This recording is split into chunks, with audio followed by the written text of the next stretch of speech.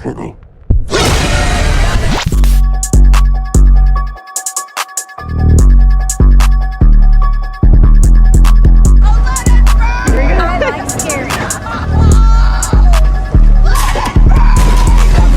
What's up, I Like Scary? We are back with another video, and today we will be reviewing Black Phone 2. This will be my spoiler-free review. Before we get into it, definitely smash the like button and make sure you're subscribed to the channel. So to tell you a little bit about the Black Phone 2, bad dreams hunt 15-year-old Gwen as she receives calls from the Black Phone and sees disturbing visions of 3 boys being stalked at a winter camp.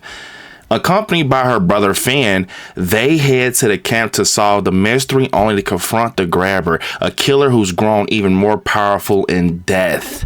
So to get into this, I am a huge fan of the Black Phone 1, and this film right here, man, I had such a good time with it. It was different. It felt like a breath of fresh air for horror.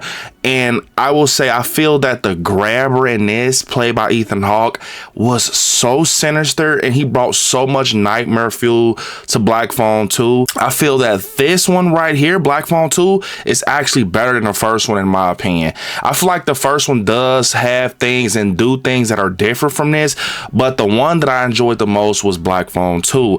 I feel that Black Phone 2 is putting the grabber's character in a category with Freddy Krueger's character. It definitely has like a Nightmare on Elm Street vibe to this, especially like Dream Warriors. And Madame McGraw as Gwen, she carries in this film. Like, you really get invested in her character from the moment we see her, especially after everything we saw her doing. The first one where she has like these dreams that connects to previous events that happen or modern events that's going on with like crime scenes or things that's connected to the grabber. She just has like this gift that's helping them in this story. Then we go to Finn's character, where he was the one who killed the grabber. In the first one, he's dealing with a lot, you know, he's going through a lot, he's trying to find himself, and they're both older in this, so they're definitely transitioning to different versions of themselves. I really did enjoy both of the performances from the characters Finn and Gwen. With Finn, it was very interesting to see the route that they put him in and just see what he was doing. It was a lot of things that was hat tips to the first one with these characters, a lot of things where roles was swapped, it seems to be, but I really did enjoy this because it took turns that I didn't think it will take. I mean, we did know from a trailer that obviously the grabber's back, so it's some type of paranormal energy that's involved, so we did know that, but it still took a lot of turns that I didn't think it will take, and these turns actually turned out to be good turns. Like, I really do think that this movie will have a lot of great rewatch value. It can definitely be something that I will pick up later around Christmas time, and just because of the environment, you got all these big icy mountains in Colorado. It has the snow going. At a point, a snowstorm kicks up, so it definitely has like that winter vibe to it that makes it feel like it's something that's connected to the holidays. But one thing I'll say is, yes, the grabber definitely feels like Freddy Krueger in this. I definitely think that that's what they were going for without trying to go for it, because one thing I'll say is, for Nightmare on Elm Street, it was more like dream based. I feel like with this one is dream based, and it just also feels like they incorporate paranormal with this also. Basically, to get y'all a little bit more involved in what I'm telling you all, Gwen and Finn end up going to this youth camp called Alpine Lake, where a lot of things took place. These dreams are telling Gwen to come to this lake so she can figure out what happened at this lake. It's a lot of backstory involved with Black Phone 2. It's a lot of connections involved, and some crazy reveals actually involved in this that I didn't see coming, that actually explains a lot, and it makes the story they're telling run a little bit more fluid. We had a lot of good characters that we got introduced to, like Armando, and one thing that was really interesting was that in this film, we have the character, well, Miguel Mora returns, but he returns in a way that is very interesting. So definitely be looking out for that. If you guys don't know who Miguel Mora is, he plays the character Robin, the one who took on a bully in the first one. So it's something that they do with this character that's very interesting, that it definitely, at first I didn't know how I was going to feel about it, but it grew on me. I really did like it. That finale to this had me on the end of my seat. I'm just like, it's super tense, especially I'm scared for every character that's involved in the finale.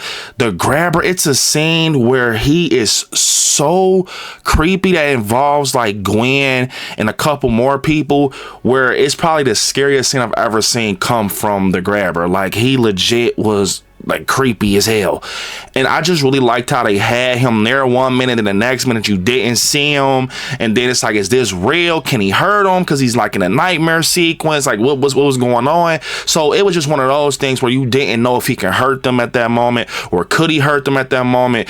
Is it a nightmare sequence? You know what I'm saying? It was another thing that they did that was very cool. It was the way that they showed us that Gwen was dreaming, so you won't get confused from reality from dreams. It really did make sense, and it made Black Phone 1. I feel like Black Phone 2, it was so good in my opinion that it elevates Black Phone 1. Like, it's like one of those movies where you got to go back and watch the first one now, because Black Phone 2 connects so many things with the first one that it makes you want to go back and just watch them both together.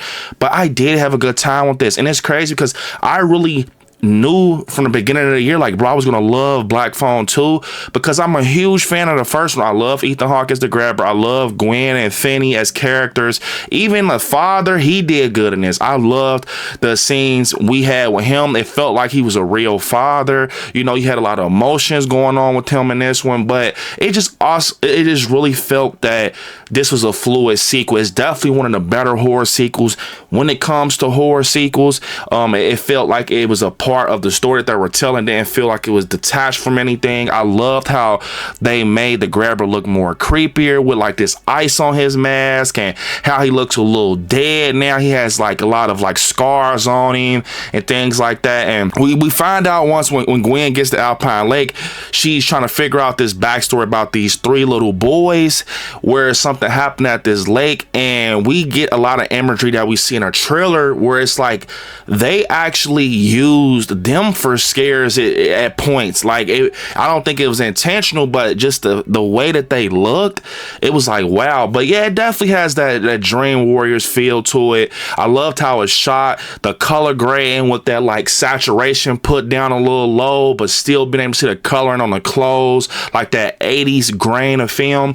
Really loved it. And this is definitely one of my favorite movies that has came out this year for sure. Like, this is like probably like a top 5 for me this year. Like, I'm not gonna lie, I know a lot of people said that we didn't need a sequel, but it turns out we did need a sequel because it actually is solid. It is actually a solid movie. For me, if I had to give Black Phone 2 a rating, it will probably be for me a 9 out of 10. I really had a good time with it.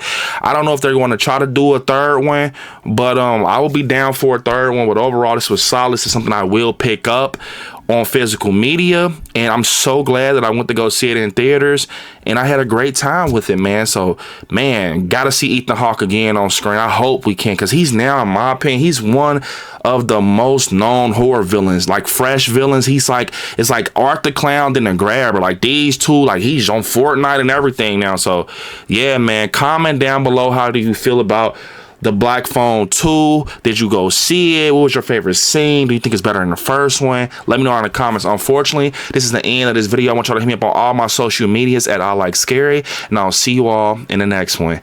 Peace.